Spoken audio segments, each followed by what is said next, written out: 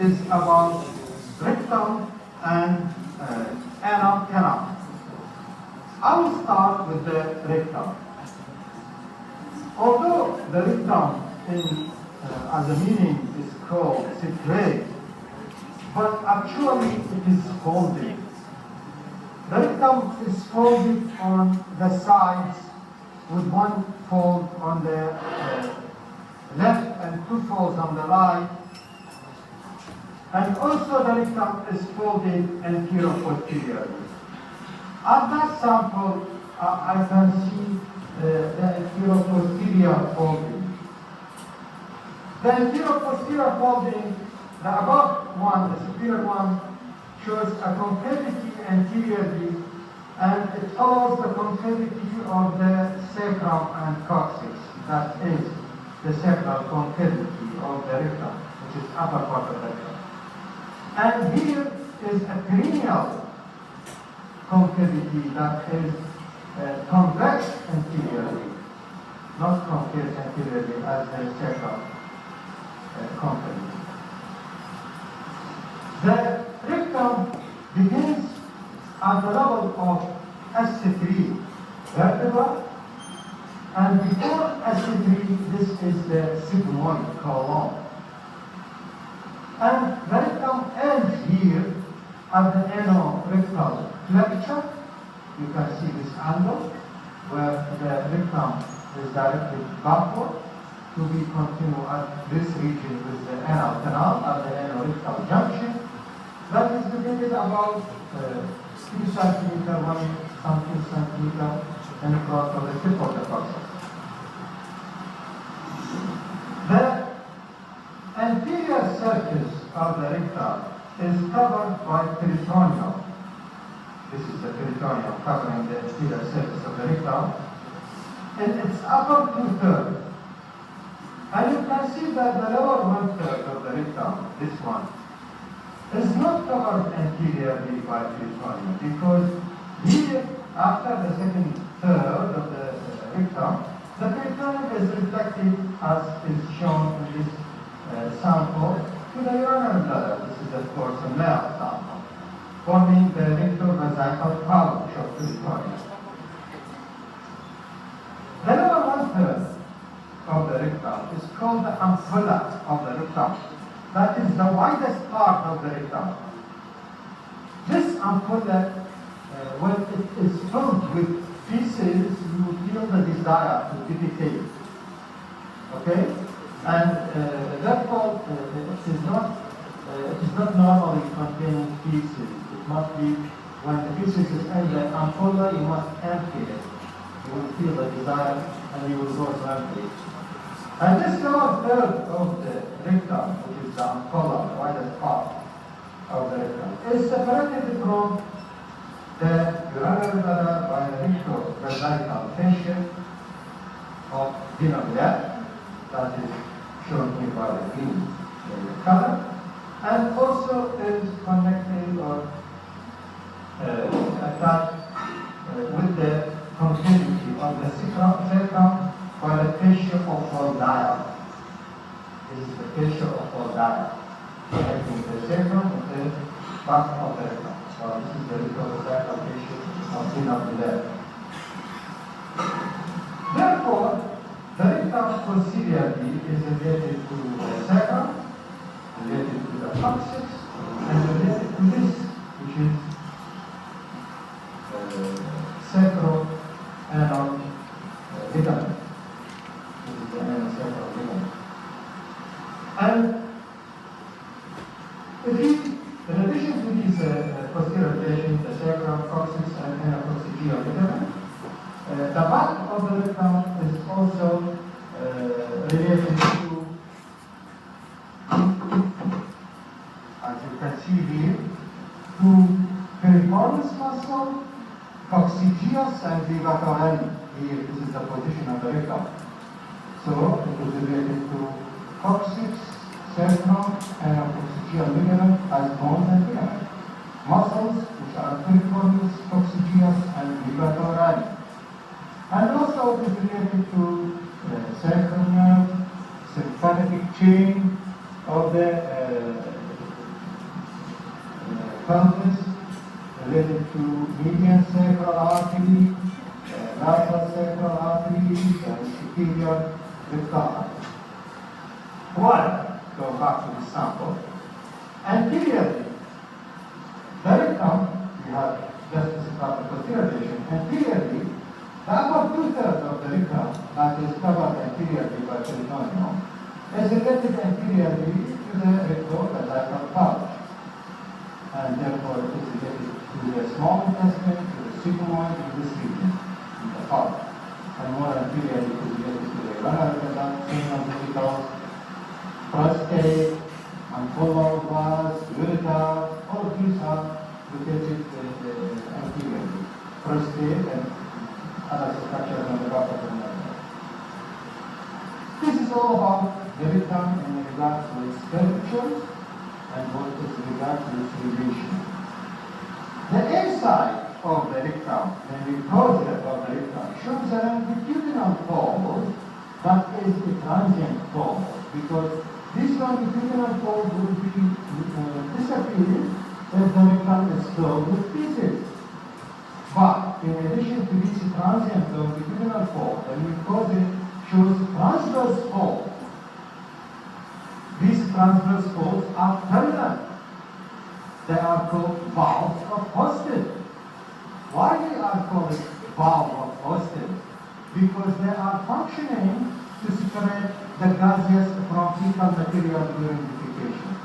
That's why you may be able to pass letters without feces, because the valve of Houston controls that.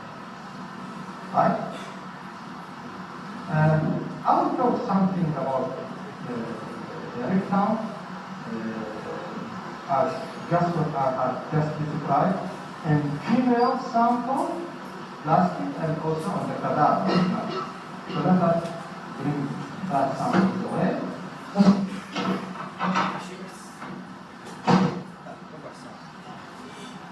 This is the female, and that is the rectum. This is the valve of Houston.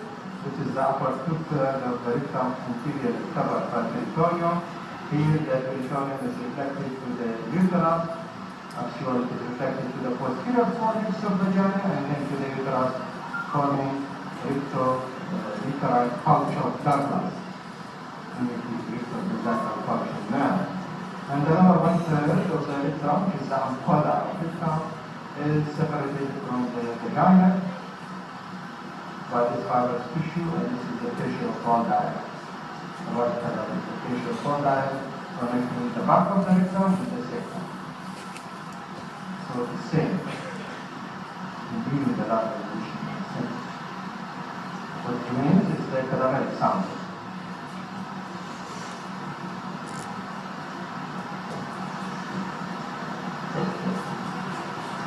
Just look to the sacrum. This is S1.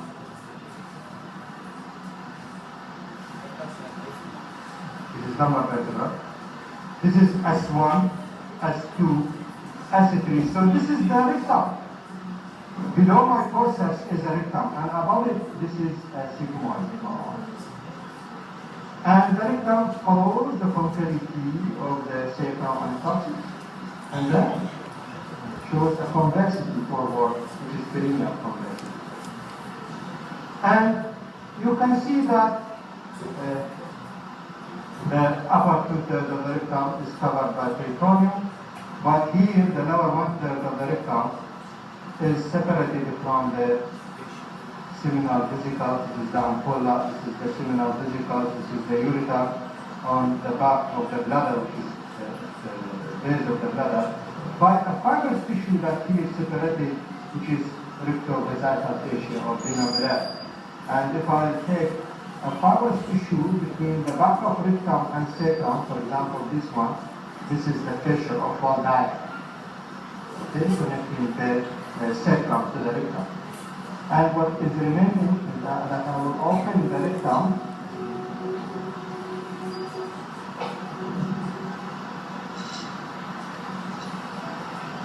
looking for the transverse fold, which is this one of mucosa, that is the valve of Houston. This is the valve of Houston. Of course, valve of Houston are three.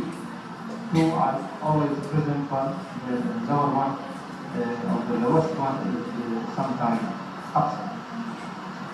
You just look to the runner's ladder, first page, and this is the victim.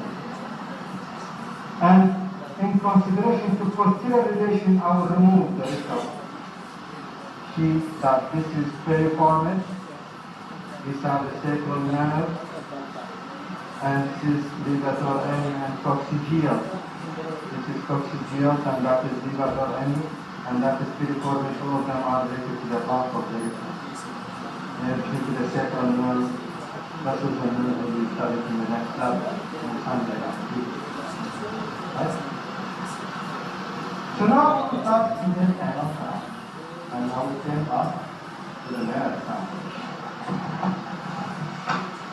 You know, previously, female was the first, the male was the first. So this is the anal sound. This is the anal sound. It starts at the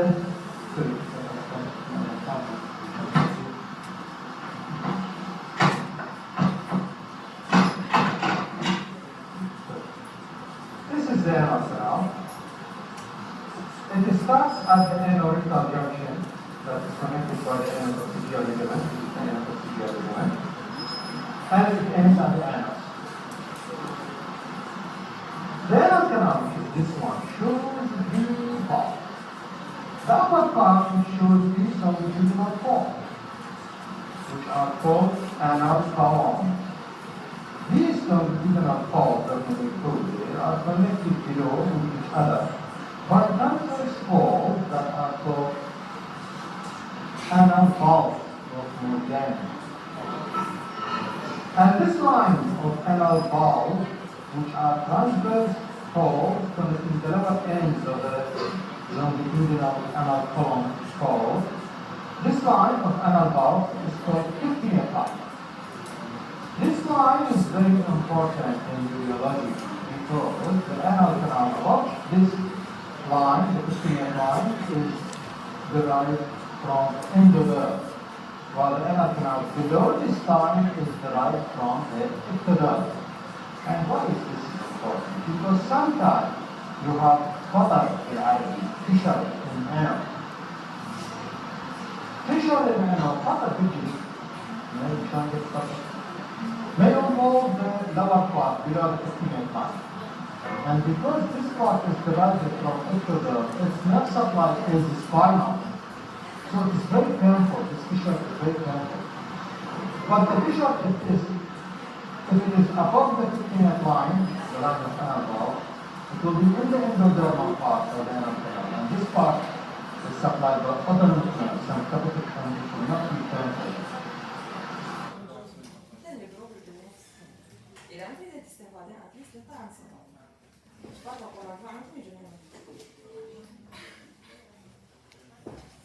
مجموعة عندكم البنات اللي مجموعة ساعتين بيحشروا ايه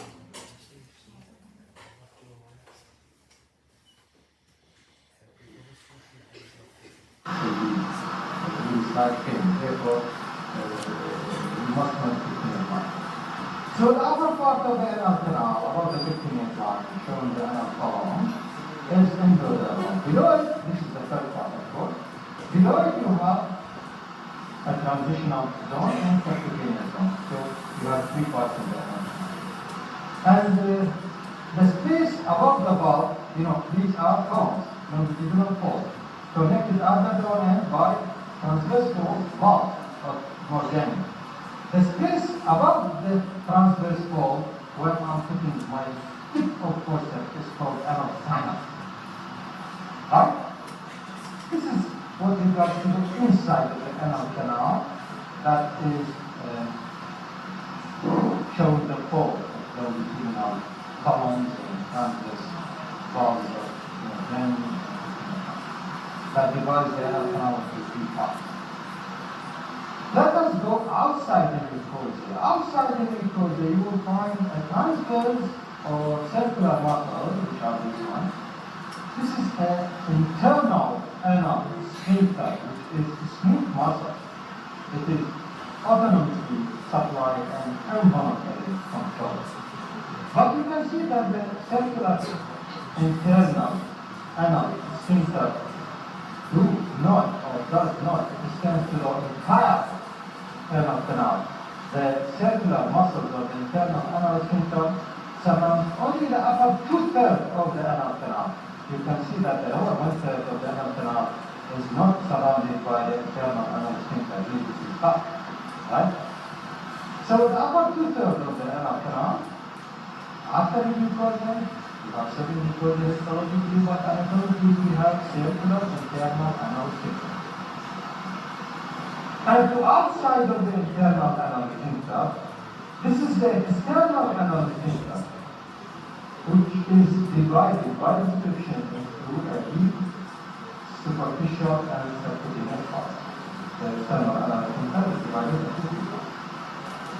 What I want to add is that between the internal anal sphincter and the external anal sphincter, this line is called the conjoined longitudinal cord.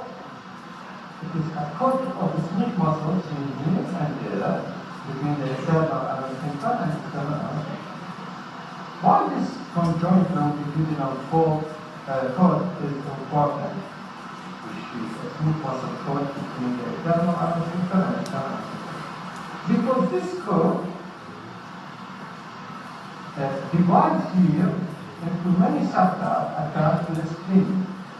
But the most lateral septum is this one. It's called perianal membrane.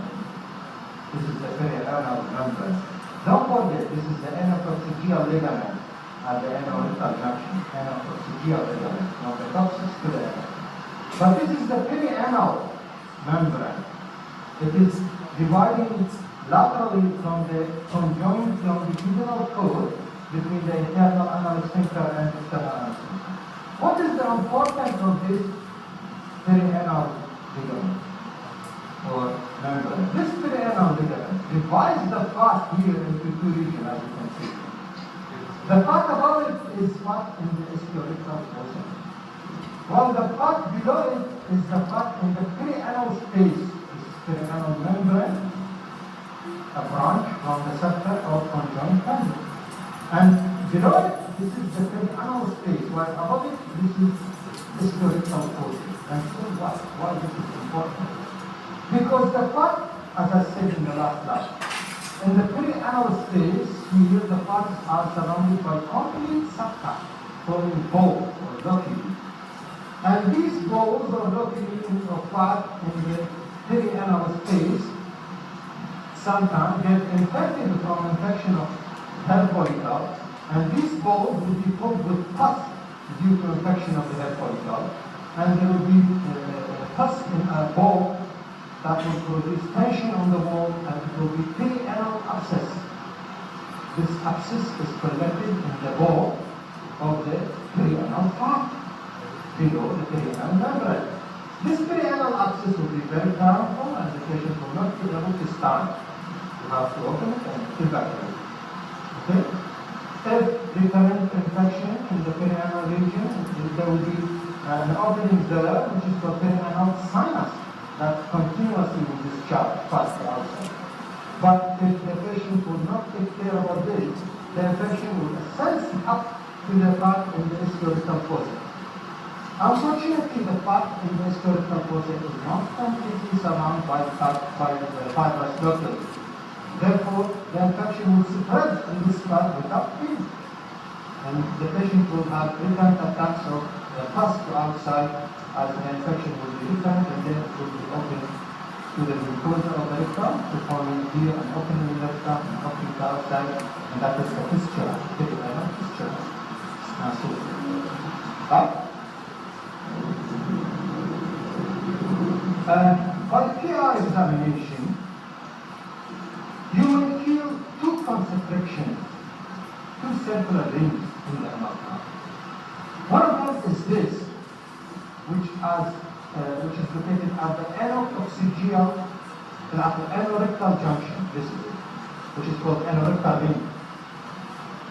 that is produced by the deep external anal sphincter and tuberculous part of the other end. This is it, and a rectal vein. But here we have another groove, which is between the subcutaneous and superficial part of the anal canal, which is called the white line of Hilton. This white line of Hilton, look at it at the lower end of the internal anal sphincter. The internal anal sphincter, it ends there, so this is the white line of Hilton. Below the sphincter line, then you have white line, sphincter line and white line.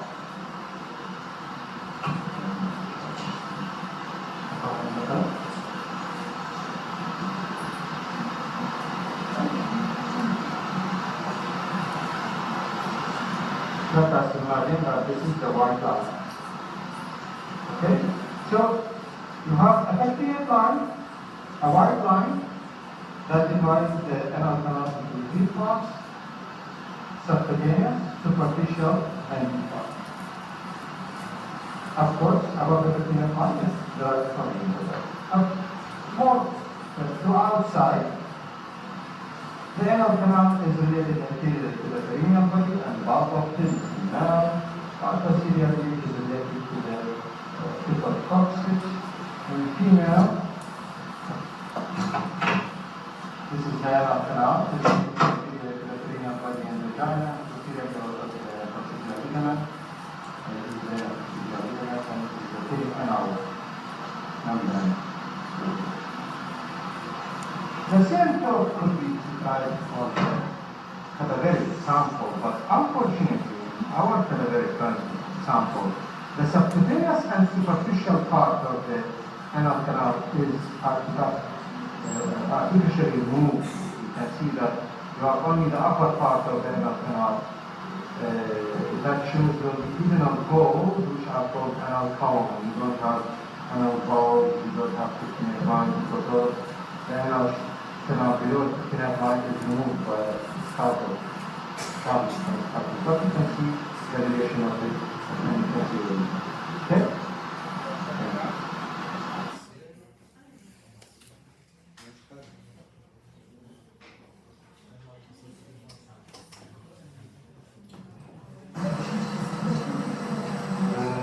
Our lab today